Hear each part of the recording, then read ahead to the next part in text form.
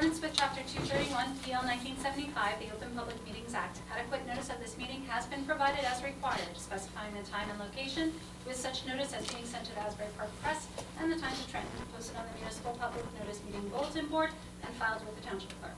Okay, thank you. Would everyone please stand and join us in the flag salute? I pledge allegiance to the flag of the United States of America and to the republic for which it stands, one nation, under God, indivisible, with liberty and justice for all. Okay. Thanks. And before we get to the roll call, quick flag salute anecdote. So I did a groundbreaking, you don't get this usually at the zoning board, huh? So I did a groundbreaking presentation for my company on a site that we have in New York. And I was the host, the speaker, the master of ceremonies, whatever you want to say. It was covered by the press, and there was about 50 people there, a lot of public officials, the state senator and assembly. Anyway, so a lot of pressure on me to do the right thing. And we start the meeting, and there's a large American flag, and I tell everyone, let's face the flag and and I'll lead you in the Pledge of Allegiance. And as soon as I turned around and I realized how many people were looking at me and that I was going to be filmed and recorded, and this News 12 guy, a New York News 12, not our News 12, had a microphone right in front of me, I thought, do I even know the Pledge of Allegiance? So thankfully, after doing it here once a month for 21 years, I nailed it. So I appreciate everyone giving me the ability to not freeze under such pressure. Anyway, it's a lot easier to do it here with just friends. Okay, now that we've included a flag salute anecdote that'll make its way to the minutes, I hope. Would you please call the roll? I'll make sure of that. Oh, thank you. Chairman Newman. Yes. Committeeman Ziner. Yes. Committeeman Zabrowski. Yes. Mr. Lambros. Here. Ms. Sinha. Yes. Mr. Cipriano. Yes. And Mr. Cipriano will be seated. We have Mr. Cato, Mr. Coffey, Mr. Pepe, and Mr. Cato absent. Mr. Cipriano will be seated for Mr. Cato. Okay, thank you. Next on our agenda are any public comments. If anyone has anything they'd like to approach the planning board about, this is your moment to do it, unless it's otherwise scheduled for discussion tonight. Seeing none, we'll close the public comment portion. We do have on our agenda a couple of minutes to approve. We're going to delay those till our next meeting. So we'll go right to resolutions. We have a resolution to memorialize for Hexa Builders LLC, Block 9, Lot 7. Danielle has previously distributed this. Would anyone like to make a motion to approve this resolution? I'll make the motion. Is there a second? I'll second. Okay, thank you. Any discussion or suggested revisions? Seeing none, Danielle, please call the roll. Chairman Newman. Yes. Committeewoman Zabrowski. Yes. Ms. Sinha. Yes. Mr. Cipriano. Yes. Motion approved. 4-0. Okay, thank you. Next on our agenda is our first and only application, Robert Horzepa, Block 43, Lot 11.01, 44 Foreman Road. Is there someone here on behalf of the applicant? Yes. Mr. Chairman, I've reviewed services in order. The board does have jurisdiction to hear this case. And I'm also aware of the following exhibits that the board has received in connection with the application thus far. They include Exhibit A1, that's the jurisdictional notice and proof of service. Exhibit A2 is the application with checklist and administrative forms. Exhibit A3 are outside agency approvals. Exhibit A4 is a title report provided by the applicant. Exhibit A5 is an aerial map dated January 17, 2025, prepared by Colliers Engineering and Design. Exhibit A6 is a list of proposed witnesses. Exhibit A7 is a survey of property prepared by Colliers Engineering and Design, consisting of one sheet dated October 18, 2024. Exhibit A8 is a minor subdivision plan prepared by Colliers Engineering and Design, consisting of two sheets dated January 20, 2025, revised through May 5, 2025. Exhibit A9 is the applicant's response memorandum.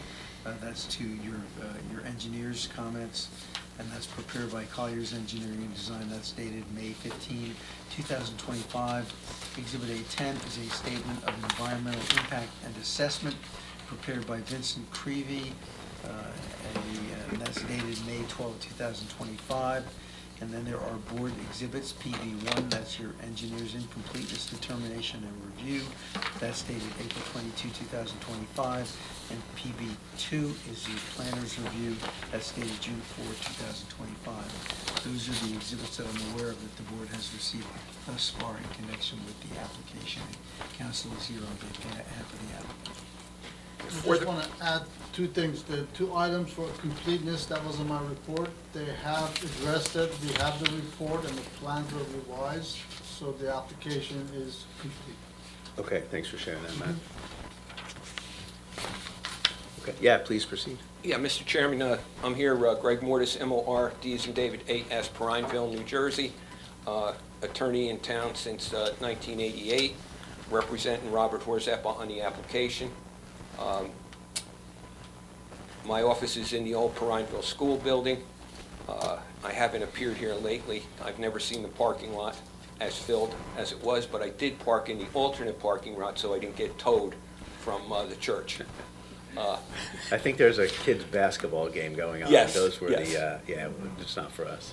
So at this juncture, the application is for a 3-acre lot on Mr. Horzeppa's farm, and I'll turn the matter over to address the issues to my colleague here, Julia Algio. Raise your right hand and be sworn, please. Do you either swear or affirm that any testimony you give in connection with this proceeding will be the truth, the whole truth, and nothing but the truth? Yes, I do. And state your name and address for the record. My name is Julia, middle initial G, Algio, A-L-G-E-O, 5 Hickory Drive, Millstone Township, New Jersey. And I'm with Colliers Engineering and Design. Okay, and we've had Ms. Algio testify before us several times. We'll accept her credentials as an engineering expert. Thank you. Okay, Thank you. thank you.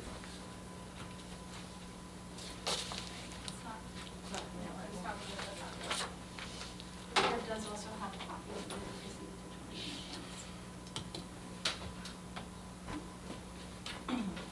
Do I need to mark this? Everything is marked. Already, okay, so I don't need to. Okay. So, no, it's not. See, so I'm going to refer to the minor subdivision plan sheet 102, and it's exhibit A8, and those are the exhibits. Okay, so the property we're here to talk about tonight is block 43, lot 11.01. It is a 15.55 acre property, and it's located at the northeast corner of Roberts Road and Foreman Road. The property contains 2 existing 2-story residential structures, one that fronts on Foreman Road, which we'll talk about in a little bit, and another one in this location here to the southeast. The property also contains a swimming pool, 4 barns, 3 horse barns, 6 sheds, fences, internal driveways, walls, and horse jumps. The property has most recently been used as an equestrian training facility, and it was previously a nursery before that, amongst other agricultural uses.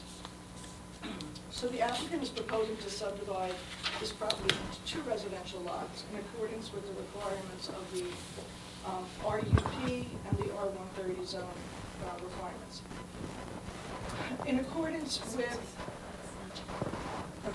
accordance with Chapter 35-5-6A 4B, a single lot in the RUP zone, which is more than 10 acres and less than 20 acres, shall be permitted a minor subdivision for the creation of not more than 2 lots and shall conform to the zoning requirements in effect at the time of the enactment of the RUP zone, which in this case was the R130 zone requirements. So what we're proposing is lot 11, proposed lot 11.03, which is the larger lot. It'll be a 12.466 acre lot, and it's going to contain one of the existing 2-story residences. And The residence that the larger lot will contain will be the original house on the property, and that was constructed about 175 years ago. This 12.46 acre lot will also contain the existing swimming pool and several barns and sheds and other fences and things. And as I said earlier, this is probably being used as a equestrian training facility, so you can see there's a lot of barns and paddocks on the property. And I want to point out here this large rectangular area, which is used as an arena. The second lot is proposed, wait, before I move on to the second lot, I just want to point out that there's access driveways to Roberts Road, one here, and an existing access drive here, and then another one here to two on Foreman and one on Roberts. The second lot is going to be lot 11.04, and that lot will be a 3.093 acre lot, and this one will contain the newer residential structure, which was built about 25 years ago. And as part of the subdivision improvements, a new driveway connecting to Foreman Road will be installed to serve the one lot, and the circular ring road that extends across the property will be disconnected, and a new path will be established on the larger lot. So besides the very minor driveway improvements, no other structures or improvements are proposed. Both of these lots I described fully conform to the bulk requirements of the RUP and the R130 zone. Both lots are served by on-site well and septic, electric, and gas. No trees greater than 6 inches will be removed. There'll be no disturbances to environmentally sensitive or critical areas, and the disturbances will be under an acre, and the proposed improvements under a quarter of an acre, so it's not a major development. So now I'm going to move on. There are some existing condition variances associated with the property that I just want to point out and explain to the board. So the existing structure, the two-story residential dwelling on Foreman Road, we require or requesting, actually it's an existing condition, so we're noting that there's an existing setback variance of 24.1 feet, where 75 feet is the requirement. And as I said, the structure was built 175 years ago, so it predates the ordinance requirements. There is another nonconformity, well, potential nonconformity. We don't see it as a nonconformity, but it's brought up in the professionals' letters about the existing swimming pool. And in chapter 35-4-9.9, it states that an existing swimming pool in the front yard, a variance would be required. It's a variance condition to allow an existing private swimming pool in the front yard, whereas private swimming pools shall be located in the rear yard only. And first of all, we believe that a variance is not required. It's an existing condition because the pool was built prior to 1976, so it predates the ordinance. And further, the ordinance indicates that on corner lots, while corner lots have two front yards, the yard behind the principal building as it fronts on one of the streets shall be considered a rear yard and needs to conform to the rear yard requirements, which in fact the pool does. Could you point out the pool? The pool is right here. But how is that in the front yard? From Roberts Road. Well, it's a corner lot, so I think the interpretation was that it's in the front yard as you're facing Roberts Road, but when you read the... because there's, The okay, house has a It is. 300-foot front yard from It has 3 front yards. Roberts Road, Okay, so got it. therefore. all that right, one I'm is just less. staring at the house and the pool's behind it. Exactly, And and I that's- was not seeing the variance. But that's the correct interpretation of the ordinance, because thank when you. it's on a corner lot, the rear yard is behind the principal structure. Okay, got So, it. So I think that's just a technicality, and then there was also an existing condition variance brought up Chapter 35-4-9.2 to allow an 8.4 distance between two accessory buildings where 10-foot minimum is required. And that comment is related to these two structures noted as barns on the plan. They're actually, one is a horse veterinary station and the other one is a foaling barn. And those two structures are connected by a fence and a gate, so they're actually work together as one structure. Another existing condition that we need to point out, a variance condition from chapter 35-5-6A.4, and that's to allow a rear yard setback of an accessory building of 4.1 feet where 25 feet is required. And that's pertaining to this structure here that's labeled as a horse barn on the plan. And this is actually a 12-foot by 24-foot,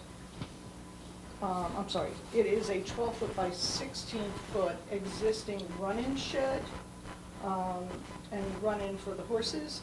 And it was located in this area north of this stone driveway and north of this arena that I pointed out earlier. And this location was chosen behind the stone road, which pre-existed the purchase of the property by Mr. Horzeppa. Now the requirement is for the structures to be 25 feet from the property line, but conformance with that requirement, would have been, this location was chosen to better use of the property and fit in with the uses of the property.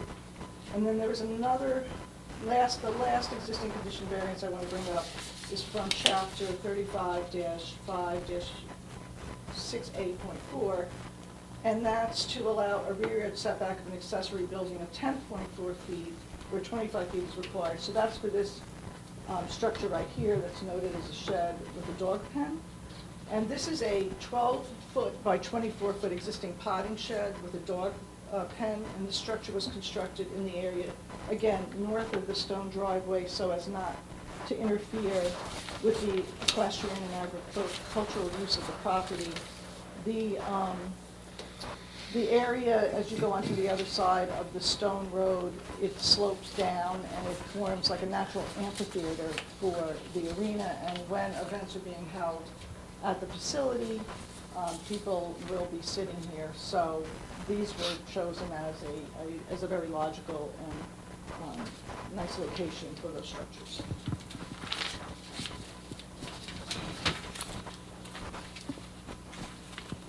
Okay, so these deviations that I just explained to you, these deviations from the ordinance requirements, they do not result in substantial detriment to the general welfare, and the locations of the structures do not, and with the minor subdivision, will not negatively impact the neighboring lots. These structures are contained within the property, are not visible from the adjoining properties due to screening by existing vegetation, and they're low in height, they're less than 16 feet in height, and they're located greater than 250 feet from any of the nearest residential structures. Okay, so I'm going to move on then to planning testimony. So the positive criteria for the C1 variance, by reason of pre-existing physical features, and more specifically, the pre-existing stone drive associated with the agricultural and equestrian use of the property, the placement of these two accessory structures were located in the rear yard, and strict adherence to the setback requirement would have resulted in exceptional practical difficulties for continued use of the property for its intended use. It would interfere with, as I explained, the use of the property for the equestrian arena. As far as positive criteria for the C2 variance, 3 purposes of the MLUL were advanced. 40:55D-C, to provide adequate light, air, and open space. The locations of the sheds along the perimeter of the property increase open space while maintaining adequate light and air and open space for the equestrian use, therefore advancing the purpose 40:55D-2G to provide sufficient space in appropriate locations for a variety of agricultural uses and open spaces. So by providing these sheds as located, we respect the environment and we provide sufficient space to promote the needs of the use and the enjoyment of the property as an equestrian agricultural facility. And the last purpose of the MLUL, 40:55D-2I, to promote a desirable visual environment. So where located and as constructed, the sheds create a desirable visual environment and site arrangement while maintaining the efficient usage of the land as an equestrian facility. And lastly, for the negative criteria, with regard to the public good, for all the reasons cited above, advancing the purposes of zoning, it's submitted that there will not be a substantial detriment to the public good. With regard to the zone plan and the zoning ordinance, I note the following purposes of the zoning ordinance which are advanced. The purpose of the RUP zoning district is to maintain the rural character of the township, to promote the preservation of open space and farmland areas of Millstone Township, and to minimize the impact of new development on natural resources and rural features of the community. The purposes of the R130 zoning district is intended to permit low-density residential, general agricultural, nurseries, and horse farms. And the locations of the structures requiring variance relief are greater than 250 feet from any surrounding residential uses, are not visible from the neighbors or the public, and will have no impact or detriment to the public. So as a result, it is submitted that there will not be a substantial impairment of the intent and purpose of the zone plan and zoning ordinance or detriment to the public good. There's a reference in the reports to encroachments on the adjacent lot 1502. Could you confirm how they're going to be addressed or removed? Any encroachments on adjoining properties will be removed by the property owner. Okay, so that would. It's noted on this, you can see on the survey plan, there are 3 Yeah. trailers, a container, and there's about 2,000 square feet of stoned area. I don't know what it is for. So all of the containers at the time the minor subdivision were prepared were removed off the There's supposed to be adjoining only properties. one. Is it more than one there? Any containers that were on the adjoining property. Any structures? They were not permanent structures, But they said containers. trailers here. 1, 2, 3 trailers.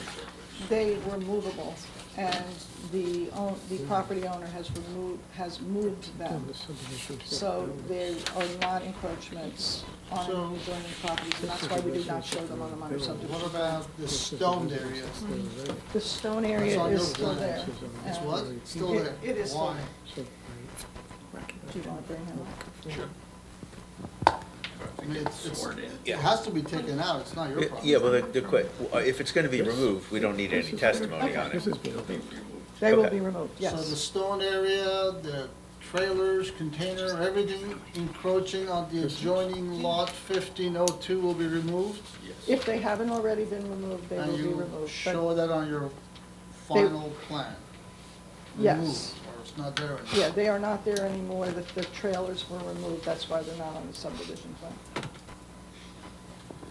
And there are also 2 or 3 different soil pile, milling piles. Are they gone or still there? They will be removed. They're also removed.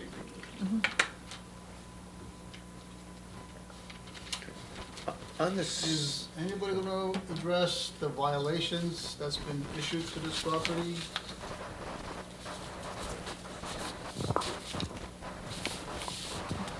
The violation for the multiple structures, So the violation issued in 2024? 2024 was resolved directly with Nick from the, No, he said nothing's been resolved, nobody has approached him.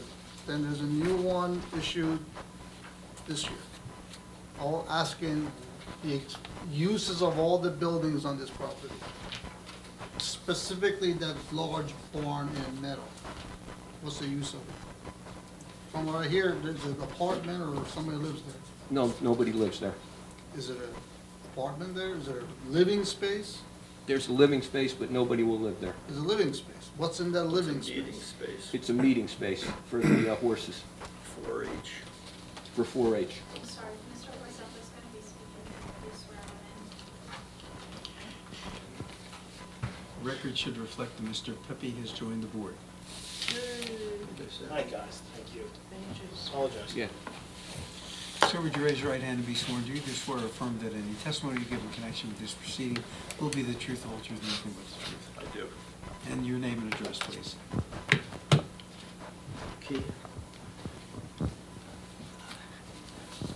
The barn, Sir, your name and address, please. Name and address. oh, Bob Horseppa, 44 Foreman Road, Millstone Township, New Jersey.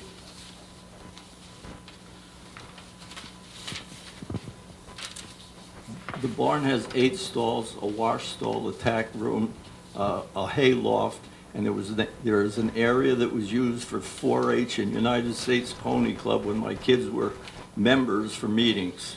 And that's what we have there. As far as any residence is concerned, we reside in the White Farmhouse. We've resided there for 40 years. So, And- and then, again, have you talked to the zoning officer about this at all? Yeah, I talked to the zoning officer back in '24. And what did you tell I told him that we're in compliance, and he said, no problem. him? And So I this- haven't received Is any. there a bathroom in that room? The bathrooms on the farm are porta potties. The one in the barn? This meeting area? Is it just a one room or is it two different rooms? It's 2 rooms. There's a hay loft, and then there's a room that had chairs and tables and things like that. So there's no bedroom, no bathroom, no showers or anything? No. Does it have a functioning kitchen? Excuse me? Does it have a functioning kitchen? It had an area that had a refrigerator and a hot plate at the time. So, Matt, could we, or maybe this is my question, from what the planning board knows, there's an outstanding zoning violation notice dated June 14th, 2024. We don't have an indication that it's been resolved, although the applicant is explaining that in his understanding it was. Could we make our approval conditioned upon a Yes. letter from our zoning officer to Matt confirming the violation's been Yes, actually, resolved? you should Okay. talk to him, meet him out there, and if he sees nothing wrong with all the uses on these buildings, then he will say, it's- Give you a clean bill of health. Yeah. but that's gonna be a condition of the approval. We will not sign up on a subdivision until we Right. have that. Right, in addition, of course, to removing the encroachments the encroachments and the piles that we've talked All this about. stuff has to be done, yes. So I guess the question is were these buildings ever gone through a permit? Were they built? Yeah, the barn was built in '97. It was permitted. It was inspected. So, What about the other structures on the property? I don't even remember. They were older. Yeah, this large building that you got a permit to build like over 20 years ago, 97. it's not done, right? It's still, is it Oh, still- the, Oh, you're talking about Yeah. the What's house. gonna be left over on the 3 acres? Yeah, Yeah, it's still not done, right? that's not done. So my understanding is when you applied to build a second dwelling on this property, in your application, you said the other building is gonna be a Caretaker. farm help. Yeah, caretaker. So now it's gonna be 2 different lots, so this is gonna Yes. be another dwelling, so different now what you had applied for. Yes. So it's gonna be, I don't know who's gonna live there, but is it somebody farm related or anything to do with the farming? Well, I'm gonna live there. I've been living there. You're talking about the farmhouse? Yeah, Yeah, I've been living there. oh, you live in there? The plan was, when both of my daughters were national show jumpers and barrel racers, we toured the country. And at the time I was married to their mother, we decided that that was going to be the center of our family, is the equestrian community. But our farmhouse wasn't big enough. So I started to build her the farmhouse. We're no longer married. Okay, so what I did was I was going to have the farmhouse as a farm caretaker, so that when we were in Kentucky or Wellington, Florida, or North Carolina, the horses were taken care of, because at that time we had over 30 horses there. And you can't just leave horses alone. So that was the plan. So that house, the farmhouse, either you live there or I live somebody there. who's taking? I lived there with my wife. Okay. But right now, who lives there? I do with my You wife. still do? Yeah. Okay. So both homes are functioning? No, right? Just the one is a shell, is that what I'm understanding? Say that again. So both homes are not functioning, correct? No, The this, The one is and the other one's a shell? Is that what I'm this understanding? house right here is on the lot. When I Right. subdivide the lot, I want to sell it. I have to finish this house. That's what I'm asking. That's it. Okay. Thank you, we appreciate the explanation. Matt, I'm going to go over to you. You have a report, you also have McKinley's report. I looked at, again, in our planner's report, she brought up all these existing variance conditions, which Julia went over all those items, so. Yeah. They're all existing conditions, and I don't know how long they've been there, but if you have any problem with any of them, you could bring it up. And on my report, again, the violation notice it will be addressed, and all the encroachments are gonna be gone. The trailers, all that, everything in my report. So the new house gonna have does it have electric, gas, and all that right now, or? I have preliminary electric, I have preliminary electric, preliminary gas, I have framing, and They don't encroach on the other property, do they, does it go over the property line? no. The house? No, the electric utility. Oh, no, it's underground from the road. So This was, you I won't call have that any the, crossing issues. no, I call that the Taj Mahal.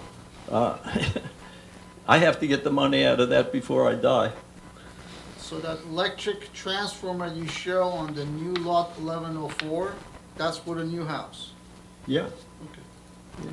So one of the other notes in your report and McKinley's report is asking the applicant or their engineer just to confirm the location of the septic system and wells for the two homes. Yeah, they said they will put them on the plans as a condition of Oh, okay, all right, got it. It's all there. We know it's there, well, sure. Okay. I wanna make sure it's not going over the property line. I think you wanna know that too. All right, anything else, Matt? No, I got a bunch of conditions on my report, but again, the biggest condition will be clearing the violation notices and taking out all the encroachment on the adjoining property and restoring it. Okay. Anything from any of the board members? No? Okay. Anything further from the applicant before we open it up to the public? No. Okay, thank you. Any members of the public like to approach the board or the applicant with any questions or comments?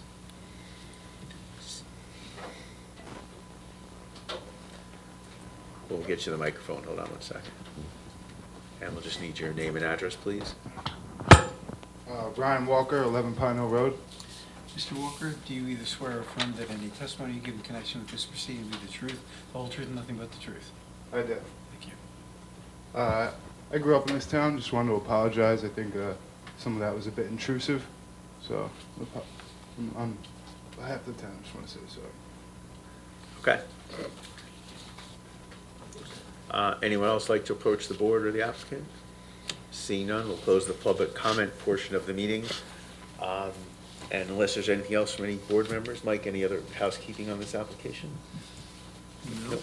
Okay. Anything further or summation from the applicant? We'd submit. Okay. Thank you. So we have an application for the minor subdivision, and we've heard the testimony from the applicant's engineer and the applicant himself. So at this time, we would look for a motion, and I would suggest the motion be in the form of a motion to approve.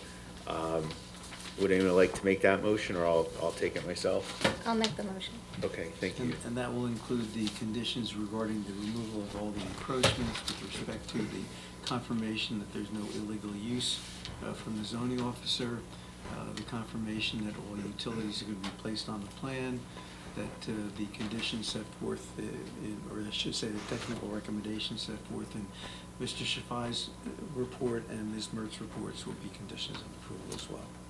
Okay. So there'll be removal and also restoration of the area that they had disturbed, yes. So is there a second on that motion yet?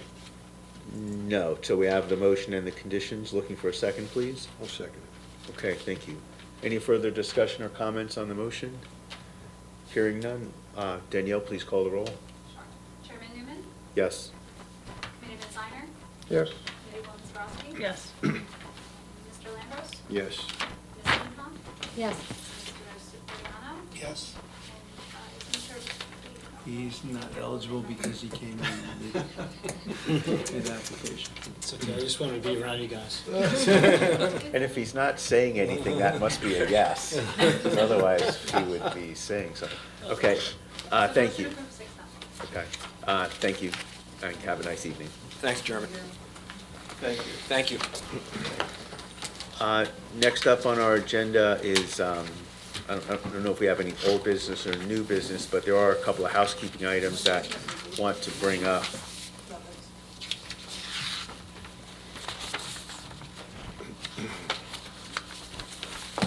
Just want to make sure everyone knows and remembers that we have a special meeting on June 24th at 10:30 a.m. by Zoom, and that will be to discuss and hear public comment on our affordable housing and housing element, well, I'm saying it wrong, on our housing element and fair share plan, which will be an amendment to our master plan. So needless to say, that's an important meeting, and hope that all of us, if not our entire contingent, are available.